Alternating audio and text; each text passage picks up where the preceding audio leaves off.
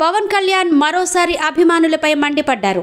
CM CM అంటూ పదే పదే జన సైనికులు నినాదాలు చేయడంతో మీరు 10 ఏళ్లుగా ఇలానే అరుస్తూనే ఉన్నారంటూ చిరుకోపంతో కసురుకున్నారు.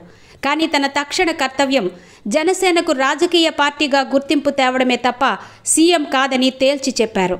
యలమంచిలో నిర్వహించిన వారాహి విజయ యాత్రలో పవన్ కళ్యాణ్ మాట్లాడుతూ, దశాబ్ద కాలంగా మీరు సీఎం సీఎం అని అరుస్తున్నారు. కానీ నేను సీఎం అవుతానో లేదో కాలమే నిర్ణయించాలి. సీఎం అవుతానో లేదో కానీ నేను మాత్రం ప్రజల కోసం ఓ కూలీలాగా కష్టపడతా.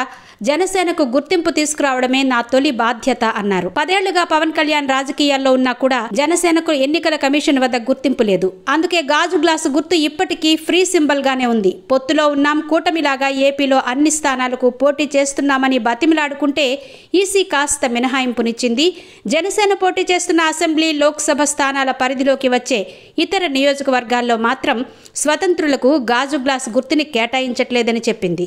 మిగతా చోట్ల స్వతంత్రులు గాజు గ్లాసు గుర్తుపై పోటీ చేస్తారు. ఇది ఇప్పుడు కూటమిలో కంగారు పెంచుతోంది.